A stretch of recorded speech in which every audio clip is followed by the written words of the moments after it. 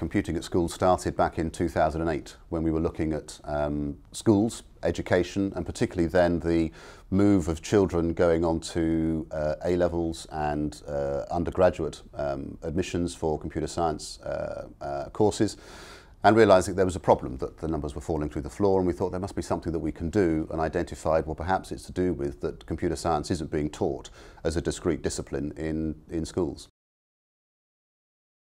In the early days, CAS recognised that there was a problem with what was being taught in schools, or perhaps more specifically, the way in which it was being taught in schools. There's been an ICT subject on the curriculum, and many schools in both primary and secondary schools were delivering ICT that generally focused as much on, or more perhaps, on how to use the technology rather than how the technology worked, or to understand what was going on in the background of that. In the primary curriculum, there was always computer science there. It was versed as control or sequencing of instructions. But by and large, it wasn't taught as well as it perhaps could have been. It wasn't given the attention that it might have needed.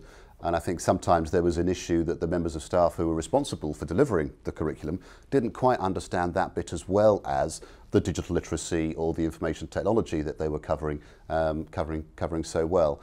And several years ago, the universities were crying out, saying, we've got our admissions numbers are falling through the floor. What can we do?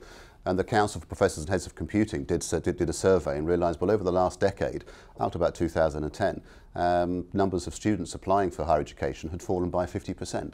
At just the same time that industry was saying, we've got vacancies, we need more students coming out of universities with the skill set that we need in terms of development and understanding the systems of being able to work in our industries. They weren't able to find students from UK universities to fill those vacancies. And it all seemed a bit weird, at a time as well when digital devices and computers and telecommunications was beginning to explode, the internet was beginning to explode, everybody was carrying around such devices, the children at schools were engaged with those devices, and parents would be complaining to us as teachers, I can't get him off his Xbox or his PlayStation, or he's always latched into the computer. Yet the students were not wanting to go on to study this as a subject.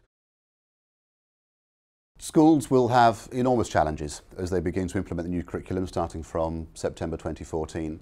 There's no doubt in my mind and many others that you look at the teachers who have been teaching ICT and doing an incredible job, actually.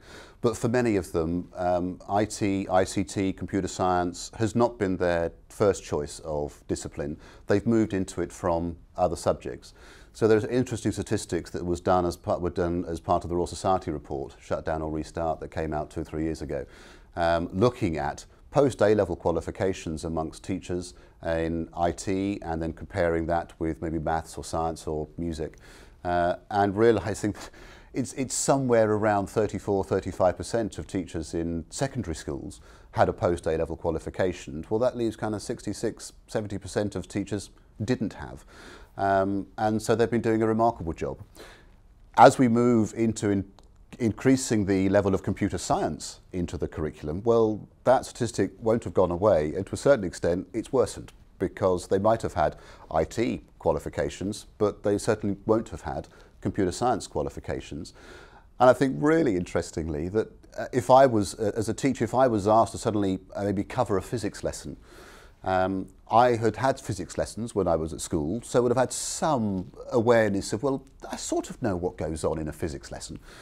But for the 100% of teachers out there, or more or less 100%, we didn't have computer science lessons at school. So what does actually go on in a computer science lesson? What is the pedagogy? What are the teaching styles? What are the content? What's the subject knowledge?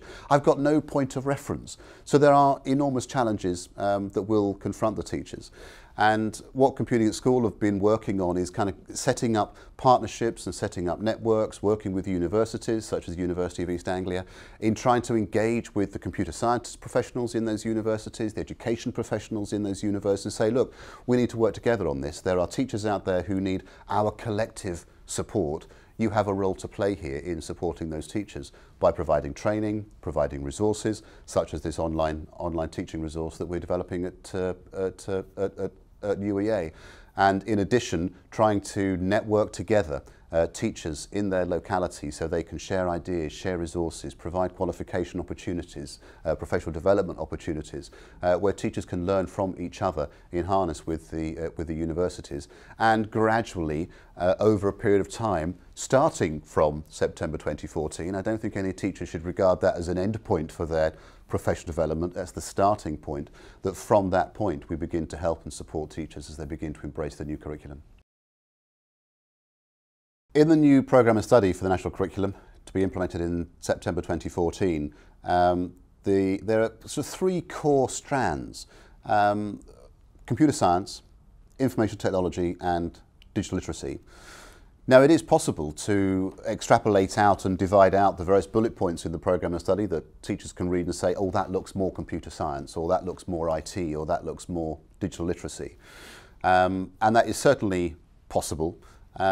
I'm not entirely convinced whether that would be a good methodology for implementing in the classroom, in that the teacher thought, oh, today I'm going to be doing a digital literacy lesson, or today I'm going to be doing a computer science lesson, but look at a much more kind of holistic view of the subject, into which on particular topics. So you might be looking at, search engines and how search engines work, or doing a search. Well, you can bring in aspects of e-safety, of keeping yourself safe online. You could be looking at the use of technology and the use of keywords and the use of best ways of framing your keywords that you're using to search to get the best results. But then you can begin to go in more into the kind of computer science end of, well, how is the sorting coming up on that search results page? What is this page ranking algorithm? Well, what actually is an algorithm? And so you can begin to take, looking at topics that might cover the whole breadth of use of technology, but then adding into there ways in which that technology is actually working, and to look at, so that within any one lesson you may be covering aspects of digital literacy, how children are going to be using the computers and keeping themselves safe online, and the right choice of technology that is appropriate for the particular task they're wanting to solve, the information technology about the way in which they're using particular applications or systems in order to solve real-world problems, but then also begin to touch on the computer science bits and the algorithms and the way in which data is being used and being presented, to actually see, well, that's the computer science bit. It's not just magic. This is how those, for example, within the search results, this is how those results are being sorted. This is what sorting is. It's one of those kind of fundamental algorithms, which is just a kind of posh word for a sequence of instructions in order to solve a particular problem. It's a way in which that algorithm is being used in the back end in the software to actually generate that results, to make the results more meaningful to the student.